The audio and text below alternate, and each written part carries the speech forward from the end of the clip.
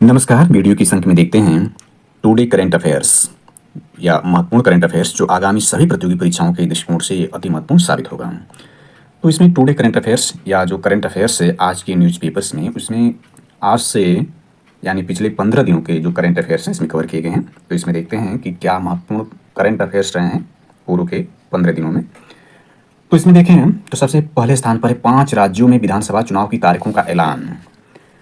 7 से 30 नवंबर के बीच वोटिंग, 3 दिसंबर को नतीजे। आज जो कि 1 दिसंबर 2023 है, तो इस हिसाब से देखें तो परसों जो है इसके नतीजे या वोटिंग की जाएंगी। और 5 राज्यों में विधानसभा चुनाव की तारीखों का ऐलान किया गया है। ये जो तारीखें हैं 7 से 30 नवंबर के बीच में चुनाव का आयोजन हो चुका है और परसों यानी 3 दिसंबर को इसके नतीजे जारी किए जाएंगे।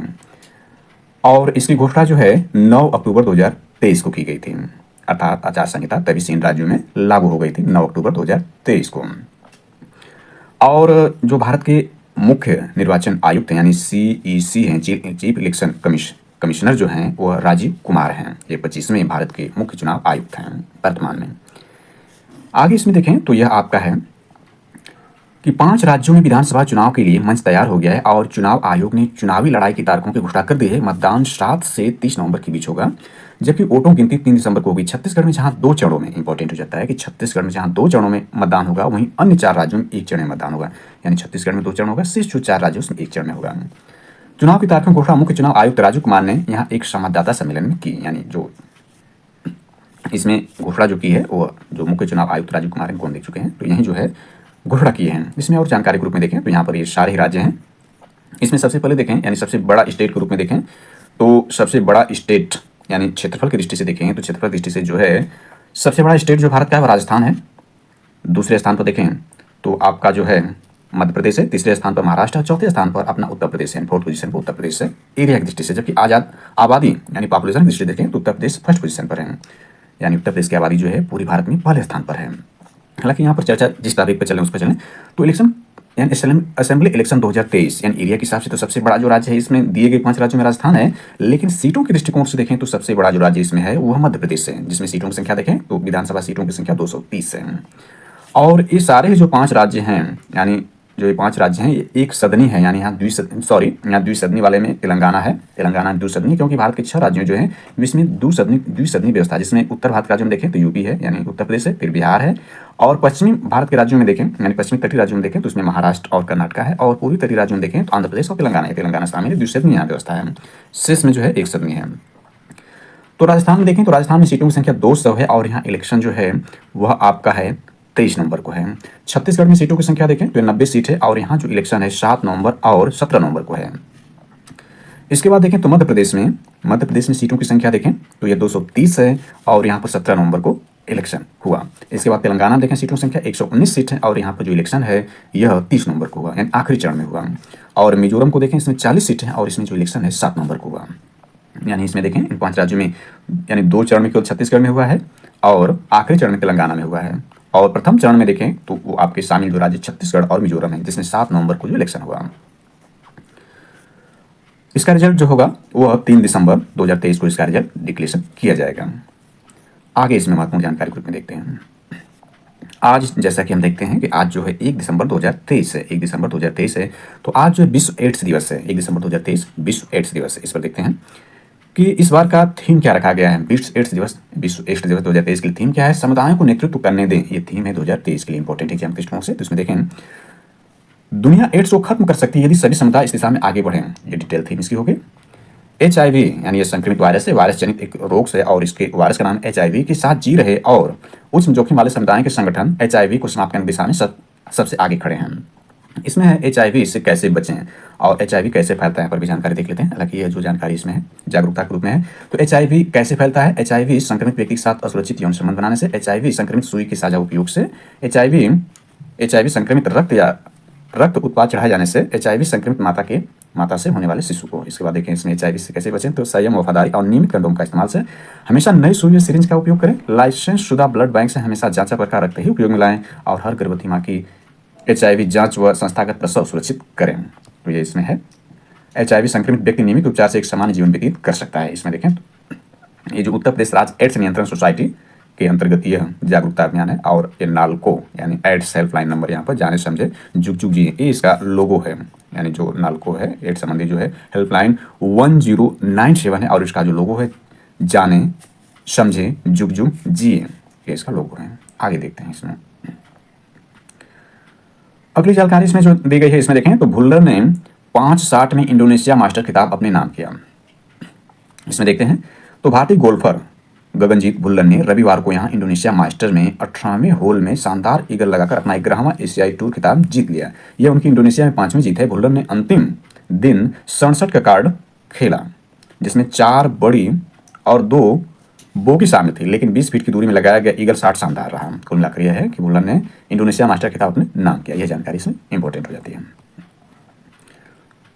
आगे देखते हैं इसमें अगला जो है यह विश्व कप से संबंधित जानकारी है। जो यह विश्व कप का आयोजन भारत की मेजबानी में किया गया, यह जो 19 नवंबर को इसका फाइनल खेला गया, उसके बारे में कुछ संक्षिप्त जानकारी देखते हैं। हालांकि इसकी जानकारी तो पूर्ण रूप से सभी को है, लेकिन इसमें कुछ संक्षेप में इसकी जानकारी को देख लेते हैं। तो इसमें देखें कुछ महत्वपूर्ण जानकारी के रूप में, यानी ओडीआई वर्ल्ड कप 2023 के बारे में देखें, जिसकी होस्टिंग या मेजबानी इंडिया की मेजबानी में किया गया, जो अक्टूबर से लेकर के 19 नवंबर के बीच में इसका आयोजन किया गया। तो इसमें देखें 24 साल में 5वीं बार कंगारू फाइनल में पहुंचे और चैंपियन बने। 137 रन की पारी खेली हेड ने, जो विश्व कप फाइनल में लक्ष्य पीछा करते हुए सर्वोच्च स्कोर 152 रन की साझेदारी हेड और लेवलसेंस ने चौथे विकेट की निभाई, यानी मैन ऑफ द मैच जो बने यही बने, हेड बने 135 रन की पारी खेलने के कारण। ऑस्ट्रेलिया की खिताब देखें, अब तक वर्ल्ड कप में जो 6 खिताब है वो क्रमशः किस वर्ष में जीता है, इंपॉर्टेंट हो जाता है। तो ये पूछा जा सकता है कि ऑस्ट्रेलिया कितने खिताब जीते हैं। 6 खिताब जीते हैं। इसमें देखें तो पहली बार 87 में, 99 में, 2003 में, 2007 में, 2015 में और अब 2023 में, 6वां खिताब इसका रहा। और इसमें देखें तो रनों का सबसे तेज अर्धशतक, इसके बारे में देखते हैं। बेहतरीन फॉर्म में चल रहे कोहली ने स्टार्ट पर लगातार 3 चौकों के साथ 7वें ओवर में भारत का स्कोर 50 रन के पार पहुंचाया। भारत ने 14.3 ओवर में अर्धशतक पूरा किया, जो वनडे विश्व कप फाइनल में किसी टीम के रनों का सबसे तेज अर्धशतक है। तो ये जानकारी रही। इसके बाद देखें इसमें जो जानकारी है महत्वपूर्ण रूप से उसको कवर करते हैं। तो यह है आपका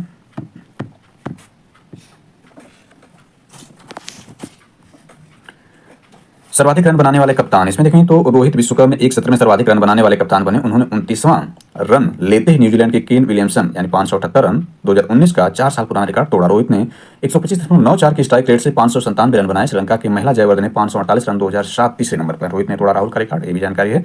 रोहित अहमदाबाद में सर्वाधिक रन बनाने वाले बल्लेबाज बन गए। उन्होंने 36वां रन लेते ही राहुल द्रविड़ 342 2006 तक का 17 साल पुराना रिकॉर्ड तोड़ दिया। रोहित के नाम अब 7 मैच में 50.57 के औसत से 354 रन हो गए हैं। इन दोनों के अलावा वेस्टइंडीज के क्रिस गेल 316 ही यहाँ 300 का आंकड़ा छू सके हैं। और इसमें देखें तो 55 विकेट विश्व कप में लेकर शमी ने पाक के वसीम अकरम की बराबरी की।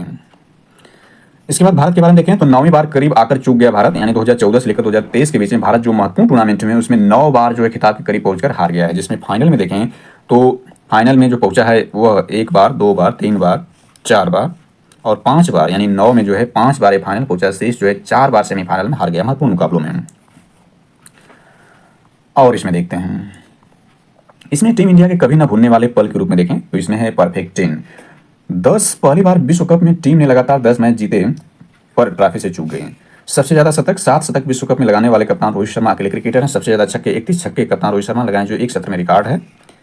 सबसे ज्यादा पंजे देखें तो 4 बार विश्व कप में 5 विकेट लेने वाले पेसर मोहम्मद शमी अकेले गेंदबाज हैं। सबसे बड़ी जीत 302 रन से नीदरलैंड को हराया, जो विश्व कप में उसकी सबसे बड़ी जीत रही है। विश्व कप में 5 शीर्ष भारतीय बल्लेबाज देखें तो इसमें ये दिए गए हैं। आपका देखें सबसे जो ज्यादा रन बनाया है पूरे विश्व कप में भारतीय बल्लेबाज ने, बल्कि सभी बल्लेबाजों में सर्वाधिक जो स्कोर बनाया, रन बनाया, उसमें 11 मैच में 765 रन बनाया है विराट कोहली ने, और सर्वोच्च स्कोर 117 है। जिसमें देखें तो 95.62 का औसत रहा है, और जिसमें 6 अर्धशतक और 3 शतक रहे। इसके बाद रोहित शर्मा, श्रेयस अय्यर, इसके बाद के राहुल और शुभम गिल रहे हैं। विश्व कप में 5 शीर्ष भारतीय गेंदबाज में देखें तो इसमें जो फर्स्ट पोजीशन मोहम्मद शमी है, ये भारतीय गेंदबाजों में शीर्ष पर नहीं बल्कि संपूर्ण गेंदबाजों में भी शीर्ष पोजीशन पर है। तो मोहम्मद शमी 7 मैच यानी सबसे कम मैच इन्होंने खेला है और 24 विकेट लिया है। और सर्वश्रेष्ठ देखें तो 57 रन देकर 7 विकेट लिए, इकोनॉमी रेटिंग का 5.18 है और 5 विकेट 3 बार इन्होंने लिया है। इस प्रकार से अन्य गेंदबाज रहे। पिच पर रोहित के राज के रूप में देखें तो विश्व कप के विश्व कप के 48 साल के इतिहास में छक्कों का अर्धशतक लगाने वाले हिटमैन पहले क्रिकेटर बने। वो 27 मैच में 55 छक्के लगा चुके हैं। गेल 49 छक्के 36 मैच को पीछे छोड़ा। रोहित इस साल अब तक 67 छक्के लगा चुके हैं। यह एक कैलेंडर वर्ष में छक्कों का रिकॉर्ड। उन्होंने दक्षिण अफ्रीका के एबी डिविलियर्स 58 छक्के 2015 को पीछे छोड़ा है। 10 लगातार मैच विश्व कप में जीतने वाले पहले भारतीय कप्तान बने हैं रोहित शर्मा। आगे देखें तो इंदिरा मैराथन, जो इंदिरा गांधी की जयंती यानी 19 नवंबर, जिस दिन वर्ल्ड कप का फाइनल था 19 नवंबर को इंदिरा गांधी का जो है जन्म दिवस है, उसी दिन इंदिरा मैराथन का आयोजन किया गया। 19 नवंबर को जो है वीरांगना यानी स्वतंत्र संग्रामी की वीरांगना रानी लक्ष्मीबाई का भी जन्म दिवस था या जन्म दिवस है। तो इसमें देखिए इंदिरा मैराथन जो किया गया, इसमें जो इस बार के चैंपियन बने हैं प्रथम प्रवेशी जसवंत सिंह बघेल और रीनू संधू ने 38वीं अखिल भारतीय प्राइमजनी इंदिरा मैराथन में क्रमशः पुरुष और महिला वर्ग में विजेता होने को हासिल किया है। महिला वर्ग में, पुरुष वर्ग में देखें तो जसवंत सिंह बघेल जो पहली बार इसमें पार्टिसिपेट किए और रीनू संधू ये भी पहली बार ही पार्टिसिपेट किए और 38वीं बार ये जो इंदिरा मैराथन किया गया इसके विजेता बने हैं। आगे इसमें देखते हैं तो अगली महत्वपूर्ण जानकारी को इसमें कवर करते हैं। तो आपका यह है वेरी वेरी इंपॉर्टेंट ये भी करंट अफेयर्स है। इसमें है निराका गोवा की सोनिस बनी miss universe 2023। Very very important है यह करंट अफेयर्स एग्जाम दृष्टिकोण से, आगामी सभी एग्जाम दृष्टिकोण से इंपॉर्टेंट है। इसको देखते हैं तो मध्य अफ्रीकी देश निराका गोवा की सेनिस पलासियोस ने मिस यूनिवर्स का ताज अपने नाम किया। प्रतियोगिता का 72वां संस्करण शनिवार रात अल सल्वाडोर के सैन सल्वाडोर में आयोजित किया गया। इंपॉर्टेंट है, इसका 72वां संस्करण आयोजित किया गया। ये कहाँ किया गया तो अल सल्वाडोर के सैन सल्वाडोर में आयोजित किया गया। और यह जो यानी मिस यूनिवर्स 2023 बनी है, यह निराकागुआ जो कि एक मध्य अमेरिकी देश है, वहाँ की सेनिस प्लासियोस ने जीता है। याद किया मिस थाईलैंड, यानी इसमें देखिए मिस थाईलैंड एंटोनिस फोर्सट पहली और मिस ऑस्ट्रेलिया मोरिया विल्सन दूसरी रनर अपने भारत की श्वेता शारदा शीर्ष 20 तक पहुंचने में सफल रहे। यानी जो भारत की तरफ से इसमें पार्टिसिपेट किया था वह श्वेता शारदा थी, जो शीर्ष 20 में पहुंचने में सफल रहे हैं इस प्रतियोगिता मिस यूनिवर्स 2023 के लिए। आगे इसमें देखते हैं महत्वपूर्ण खबर के रूप में, तो यह आपका है यानी ये फाइनल संबंधी जानकारी इसके बारे में देख चुके हैं। तो फाइनल में भारत को 6 विकेट से हरा ऑस्ट्रेलिया ने 6ठी बार विश्व कप जीता। भारतीय प्रशंसक मायूस, इसमें आखिरी चौखट पर सपना टूटा, इसको देखा जा सकता है। इसके बारे में हम जानकारी दे चुके हैं पूर्व में। आगे इसमें देखते हैं जानकारी के रूप में, तो दक्षिण कोरिया ने जासूसी उपग्रह का प्रक्षेपण रोका। तो यह देख लेते हैं कि दक्षिण कोरिया का जो जासूसी उपग्रह है उसका नाम क्या है। स्पेस एक्स के साथ एक अनुबंध के तहत दक्षिण कोरिया 2025 तक 5 जासूसी उपग्रह प्रक्षेपित करने हैं। स्पेस एक्स के फाल्कन 9 रॉकेट का उपयोग करके इसका पहला प्रक्षेपण अमेरिका में कैलिफोर्निया के रेडोनबर्ग वायुसेना वायुअड्डे से होना था। और इसमें देखें दक्षिण कोरिया ने अपने पहले सन जासूसी उपग्रह प्रक्षेपण स्थापित कर दिया, जिसका प्रक्षेपण गुरुवार को होना था। कुछ दिन पहले उत्तर कोरिया ने अपने पहले जासूसी उपग्रह प्रक्षेपण स्थापित करने का दावा किया था। तो इसको थोड़ा और आगे चलते हैं। दक्षिण कोरिया के रक्षा मंत्रालय ने मंगलवार को एक संक्षिप्त बयान में कहा कि मौसम की स्थिति के कारण प्रक्षेपण विलंबित हुआ। मंत्रालय के अधिकारियों ने कहा कि प्रक्षेपण इस शनिवार के लिए अस्थायी रूप से पुनर्निर्धारित किया गया, लेकिन यह कोई निश्चित तारीख नहीं। दक्षिण कोरिया के पास फिलहाल अपना कोई सैन्य जासूसी उपग्रह नहीं और यह उत्तर कोरिया की गतिविधियों पर नजर रखने के लिए अमेरिकी जासूसी उपग्रहों का आंशिक रूप से सहारा लेता है। उत्तर कोरिया ने कहा कि उसने 21 नवंबर को अपने मल्लियोंग जासूसी उपग्रह यानी यहाँ पर दिया है कि मल्लियोंग जासूसी उपग्रह को सफलतापूर्वक कक्षा में स्थापित किया था। पूछा जा सकता है कि मल्लियोंग जो उपग्रह है किसका है, तो दक्षिण कोरिया का 21 नवंबर को उसने जो है सफलतापूर्वक कक्षा में स्थापित किया, ऐसा उत्तर कोरिया का दावा है। अगली महत्वपूर्ण खबर देखें तो यह वेरी वेरी इंपॉर्टेंट हो जाता है एग्जाम दृष्टिकोण से। तो उत्तर काशी के सिलक्यारा सुरंग में 17 दिन में फंसे थे 41 मजदूर, उनको निकाला गया। हार्ट से जीती जंग सुरंग में फंसे मजदूर निकाले गए। इसको देखते हैं।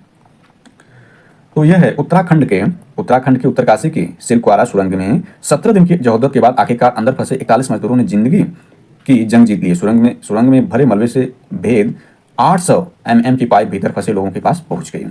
पाइप टनल से मंगलवार रात यानी 7:15 बजे मजदूरों को बाहर निकालने का काम शुरू हुआ। अभूतपूर्व अभियान के बाद उन्हें सकुशल बाहर निकाला गया। तो ये सारी जानकारी इसमें दी गई है, इसको देखा जा सकता है। तो आगे इसमें देखते हैं, यह है वैश्विक थिंक टैंक चैम्बर की रिपोर्ट। बात सामने आई, 3 गुना बढ़ाना है भारत का लक्ष्य। अक्षय ऊर्जा लक्ष्य हासिल करने को $293 अरब का निवेश जरूरी है। इसमें है दुबई में COP28 शिखर सम्मेलन आज से, यानी ये 30 नवंबर 2023 से जो है दुबई में COP28 का सम्मेलन किया जा रहा है। इसके बारे में थोड़ी जानकारी को कवर कर लेते हैं। तो इसमें यह है जलवायु परिवर्तन की मार पूरी दुनिया झेल रही है। प्रदूषण से सिर्फ भारत ही नहीं बल्कि ज्यादातर देश परेशानियों का सामना कर रहे हैं। तापमान बढ़ाने वाले ऐसे कार्यक्रम पर कार्रवाई को लेकर COP28 शिखर सम्मेलन 30 नवंबर से 12 दिसंबर तक दुबई में दुनिया भर के प्रतिनिधि मंथन करेंगे। अभी तक कुल 27 बैठकें हो चुकी हैं और ये 28वीं बैठक होगी। संयुक्त राष्ट्र के सदस्य देश जलवायु परिवर्तन से निपटने में कारगर तरीकों पर आकलन करने व UNFCCC के दिशा निर्देशों तक जलवायु कार्रवाई की योजना बनाने के लिए COP का आयोजन करते हैं। पहले COP का आयोजन 1995 में बर्लिन में किया गया था, जर्मनी के बर्लिन में किया गया था। यानी इसमें और डिटेल्स देखेंगे तो ये आपका है भारत 2030 तक अपने अक्षय ऊर्जा क्षमता को 3 गुना से भी ज़्यादा बढ़ाने की योजना पार कर रहा है। इसके लिए उसे $293 अरब की जरूरत पड़ेगी। वैश्विक थिंक टैंक की वैश्विक थिंक टैंक एम्बर की रिपोर्ट में यह बात सामने आई। रिपोर्ट के मुताबिक COP28 की अध्यक्षता कर रहे संयुक्त अरब अमीरात ने वर्ष 2030 तक अक्षय ऊर्जा क्षमता को 3 गुना करने के लिए एक वैश्विक समझौते का आह्वान किया। हालांकि अभी यह स्पष्ट नहीं है कि अलग अलग देशों पर इन वैश्विक लक्ष्यों का क्या प्रभाव पड़ेगा, मगर वर्ष 2030 तक अक्षय ऊर्जा क्षमता को 3 गुना करने का काम पहुंच के दायरे के काफी अंदर होना चाहिए, क्योंकि भारत की NEP 14 के तहत अक्षय ऊर्जा क्षमता में और भी ज्यादा बढ़ोतरी करने की योजना बनाई गई है। रिपोर्ट के अनुसार भारत की 14वीं राष्ट्रीय विद्युत योजना NEP 14 ने देश को वर्ष 2030 तक अपनी अक्षय ऊर्जा क्षमता को 3 गुना से भी ज्यादा करने पर ला खड़ा किया है। मगर इंटरनेशनल एनर्जी एजेंसी यानी IEA द्वारा प्रस्तावित नेट जीरो प्रदेश के अनुरूप आगे बढ़ने के लिए अक्षय ऊर्जा क्षमता में बड़े निवेश की जरूरत होगी। रिपोर्ट में कहा गया कि दुनिया को अगर IEA द्वारा सुझाए गए नेट जीरो के मार्ग पर चलना है तो भारत अपनी मौजूदा योजना से ज्यादा अपने ऊंचे लक्ष्य रखने की अपेक्षा होगी। इसके लिए जरूरी होगा भारत 2030 तक सौर ऊर्जा के माध्यम से 32% बिजली उत्पादन और पवन ऊर्जा के जरिए 12% बिजली का उत्पादन करें। ये सब जानकारी है, आगे इसमें देखते हैं। तो आपका यह है, इसमें अनुपूरक बजट यानी यूपी स्पेशल के अंतर्गत इंपॉर्टेंट हो जाता है। विधानसभा के शीतकालीन सत्र के दूसरे दिन अनुपूरक बजट पेश करते मुख्यमंत्री ने किया समाजवादी पार्टी का हमला। ये सरकार करती नहीं करके दिखाती योगी, ऐसा कहना है। शीतकालीन सत्र अनुपूरक बजट है, इसके बारे में थोड़ी जानकारी देख लेते हैं। कोरोना काल में हुआ कुत्सित प्रयास और ये सारी जानकारी। आयुष्मान से 10 करोड़ को लाभ, संचारी रोगों को लेकर सरकार सतर्क, सभी जिलों में ब्लड सेपरेट यूनिट। इसके बाद ये सारी जानकारी इसमें दी गई है। कृष्ण पर भरोसा रखें और आगे बढ़ते जाएं, ऐसा ये सब जानकारी है। इसमें देखें, बजट पे एक नज़र इसमें देख लेते हैं। नए गो संरक्षण केंद्र बनेंगे, छुट्टा गोवंश का भी ध्यान। इसमें देखें तो श्री राम अवतरण कॉरिडोर बनाया जाएगा। इसके बाद इसमें दूसरा है पूर्वांचल, यानी ये आपका है 10 करोड़ रुपए गो संरक्षण केंद्रों के लिए दिए जाएंगे। 250 करोड़ रुपए छुट्टा गोवंश के रखरखाव के लिए। पूर्वांचल विकास निधि को 300 करोड़ रुपए। सड़कों और पुल पुलियों के लिए 4250 करोड़ रुपए। हर जिले में विकसित होंगे पर्यटक स्थल, किसानों को मुफ्त बिजली के वादे पूरे। इसके बाद रज्जू भैया राज्य विश्वविद्यालय के लिए धन आवंटित। ये सारी जानकारी जो पूरे बजट में दी गई है। आगे इसमें देखते हैं तो यह आपका है, अब जो है 16वें वित्त आयोग के लिए जरूरी शर्तों की मंजूरी। चूंकि 15वां जो है वित्त आयोग वह अमल में लागू किया जा चुका है, तो 16वें वित्त आयोग की जो है गठन करने की बात चल रही है। इसमें कैबिनेट के फैसले हो चुके हैं, यानी केंद्रीय कैबिनेट में मंत्रिमंडल बैठक में सुरंग बचाओ अभियान पर चर्चा भी हुई, जिस पर अभी चर्चा किया। तो इसमें देखें कि जो 16वां वित्त आयोग है, यह जो है नए वित्त आयोग 2026-27 से 16वें वित्त आयोग की सिफारिश लागू हो जाएगी। यानी 26-27 से जैसे, यानी ये जो 15वां चल रहा है वह आपका 25-26 तक है, तो उसके बाद 26-27 जो 16वें वित्त आयोग की सिफारिश लागू करने के लिए इसका जो गठन किया जाएगा। तो यह इसमें देखें तो 1 अप्रैल 2026 से शुरू हो रहे नए वित्त आयोग, यानी 1 अप्रैल से जो शुरू होगा, यानी जो वित्त वर्ष शुरू होता है अप्रैल से शुरू होता है, तो 1 अप्रैल 2026 से जो नया वित्त वर्ष शुरू होगा उसमें 16वें वित्त आयोग की जो सिफारिशें हैं उसकी लागू की जाएगी। अभी इसका जो गठन करने की बात चल रही है। तो इसमें देखें, इसके 15वें वित्त आयोग के बारे में थोड़ी जानकारी देख लें। तो NK सिंह की अध्यक्षता वाली 15वें वित्त आयोग, यानी 15वें वित्त आयोग ने 14वें वित्त आयोग के समान कर में आय से 42% राज्यों की हिस्सेदारी तय की थी, जिसे केंद्र सरकार ने स्वीकार कर लिया था। वित्त वर्ष 2021-22, यानी इसमें इंपॉर्टेंट है 15वां वित्त आयोग का चला 2021-22 से लेकर 2025-26 के दौरान केंद्र सरकार द्वारा राजस्व में 42% राज्यों के दिए जाने का प्रावधान है। और जो यह वित्त आयोग गठन होता है भारतीय संविधान के अनुच्छेद 280 के तहत जो होता है वित्त आयोग का गठन किया जाता है। तो ये सारी जानकारियाँ इसमें रही, एग्जाम के दृष्टिकोण से महत्वपूर्ण है। अब इसमें देखते हैं जो अनुपूरक बजट पेश किया गया उसमें क्या जानकारी है। तो इसमें है 150 करोड़ किसानों के गन्ना मूल्य बकाया के भुगतान के लिए बजट में प्रावधान किया गया। 300 करोड़ रुपए पूर्वांचल विकास निधि के लिए। 50 करोड़ रुपए जो है लखनऊ NCR के गठन को, NCR नहीं बल्कि SCR, ये स्टेट का जो होगा रीजनल होगा। चूंकि NCR में भारत के देखें तो 8 राज्य शामिल हैं, जो दिल्ली NCR है। तो 50 करोड़ लखनऊ SCR के गठन के लिए, 250 करोड़ छुट्टा गोवंश के रखरखाव के लिए। और बजट अनुपूरक बजट का आकार जो रखा गया है यह आप देखें तो यह 32,722 करोड़ रुपए नई मदें इसमें हैं। और यह 4,250 करोड़ सड़कों की सुरक्षा के लिए है। और 157 करोड़ जो रज्जू भैया विश्वविद्यालय के लिए पूरे बजट में प्रावधान किया गया है। आगे इसमें देखते हैं तो यह इसमें जानकारी है। आप बीती उत्तरकाशी सुरंग से बाहर निकले श्रमिकों ने प्रधानमंत्री मोदी को बताया पल पल का हाल। इसमें देखें तो पत्थरों से रिश्ता पानी पीकर जिंदा रहे मजदूर, चिवड़ा खाकर गुजारा किया। यह जानकारी इसमें इंपॉर्टेंट हो जाती है। आगे इसमें देखते हैं, इसमें योगी सरकार ने चुनावी एजेंडे पर फोकस किया। किसानों के लिए कई ऐलान, अयोध्या को धन वर्षा, 1 अरब रुपए राम उत्सव के लिए आवंटित, किसानों का ध्यान, आस्था का मान। 28,770 करोड़ रुपए का पेश हुआ अनुपूरक बजट, राहत, बिजली बकाया के कारण कनेक्शन काटे जाने पर रोक। और इसको देखा जा सकता है, यह जानकारी जो महत्वपूर्ण, यानी 30 नवंबर 2023 को जो है यह अनुपूरक बजट पेश किया गया। बल्कि बजट जो पेश किया गया एक दिन पूर्व, यानी 29 नवंबर 2023 को पेश किया गया। समाचार यह 30 नवंबर 2023 का है। ये सारी जानकारी हम देख चुके हैं इसमें। इसके बाद द्रमुक ने VP सिंह के जरिए सामाजिक न्याय, अभी हम देखा कि 5 राज्यों में जो है चुनावी चुनाव पर चर्चा हम कर चुके हैं, जिसका जो नतीजे परसों यानी 3 दिसंबर 2023 को आने वाले हैं, जिसमें जो बीपी सिंह हैं, इनकी जो प्रतिमा देखें किस राज्य में स्थापित की गई है। तो अभी जो है चेन्नई के पूर्व मुख्यमंत्री, चेन्नई यानी जो ये सारे तमिलनाडु के मुख्यमंत्री जो वर्तमान में हैं, मुख्यमंत्री M.K. स्टालिन ने चेन्नई में पूर्व प्रधानमंत्री बीपी सिंह की प्रतिमा का अनावरण करने के संकेत दिए थे। कहाँ पर अनावरण किया गया, पूछा जा सकता है, तो यह चेन्नई में किया गया। आगे देखें तो इसमें जो जानकारी महत्वपूर्ण है, यह है रक्षा मंत्री की अध्यक्षता में रक्षा अधिग्रहण परिषद ने प्रस्ताव को मोहर लगाई। इसमें है 2.23 लाख करोड़ के रक्षा सौदे को मंजूरी, सेना की ताकत बढ़ेगी। इसमें एंटीशिप मिसाइल की खरीद को भी मंजूरी, वायुसेना के पास होंगे 180 स्वदेशी तेजस और 97 तेजस विमानों की खरीद होगी, 156 प्रचंड हेलीकॉप्टर की खरीद की जरूरत, सेना को मिलेंगे हल्के लड़ाकू विमान, यानी इसमें मंजूरी दी गई। इसको थोड़ा जानकारी को देख लें। भारत ने गुरुवार को 2.23 लाख करोड़ रुपए की रक्षा अधिग्रहण परियोजना को प्रारंभिक मंजूरी दे दी। इस सौदे में 97 तेजस हल्के लड़ाकू विमान, 88 प्रचंड लड़ाकू हेलीकॉप्टर खरीद शामिल है। ऐसे इसे सफल यानी सशक्त बलों की लड़ाकू क्षमताओं को महत्वपूर्ण रूप से बढ़ाने के लिए एक प्रमुख कदम बताया जा रहा है। आगे इसमें देखते हैं तो यह है देश की आर्थिक रफ्तार ने अनुमानों को पछाड़ा। इसमें पिछली यानी इसमें कमजोर मानसून और वैश्विक चुनौतियों के बावजूद वृद्धि दर 7.6% रहने का अनुमान। देश की आर्थिक रफ्तार ने अनुमानों को पछाड़ा। इसमें पिछले 5 तिमाहियों का लेखा जोखा हम देख सकते हैं।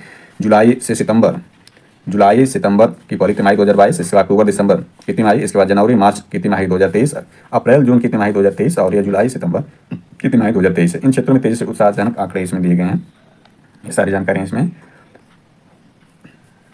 आगे इसमें देखते हैं क्या जानकारी दी गई है। तो यह जो है COP28 के बारे में है, इस पर हम चर्चा कर चुके हैं, लेकिन इसको देख लेते हैं। दुबई सम्मेलन में इन मुद्दों पर लगा है दाव, इसको देखते हैं। तो दुबई में COP28 की बैठक गुरुवार को शुरू हुई। इसमें यानी 30 नवंबर 2023 को शुरू। इसमें जलवायु परिवर्तन को लेकर गहन मंथन होगा। कई अन्य मुद्दों पर भी सम्मेलन पर दाव लगे। इस प्रकार एक नजर इस पर देखते हैं। तो पेरिस समझौते की प्रगति मुख्य लक्ष्य इसमें है तकनीकी का इस्तेमाल, नवीनीकरण ऊर्जा, जीवाश्म ईंधन को हटाना, जलवायु वित्त, मौसम की चरम घटनाओं से निपटना। क्या है COP28, इस पर हम चर्चा कर चुके हैं। COP28 क्या है, ये सारे मुद्दे इसमें छाए रहेंगे। इसके बाद जलवायु क्षति से दुनिया को भारी नुकसान। मोदी सम्मेलन के अलावा 3 कार्यक्रम में शिरकत करेंगे। 2023 सबसे गर्म वर्ष तय WMO, और ये जानकारी इसमें है। तो इसमें जानकारी के पूर्व अमेरिकी मंत्री किसिंजर नहीं रहे, यानी विदेश मंत्री ने 1971 में मानी थी भारत से हार। तो ये सारी जानकारियां जो करंट अफेयर्स के रूप में इसको हमने देखा। तो थैंक्स फॉर वॉचिंग दिस।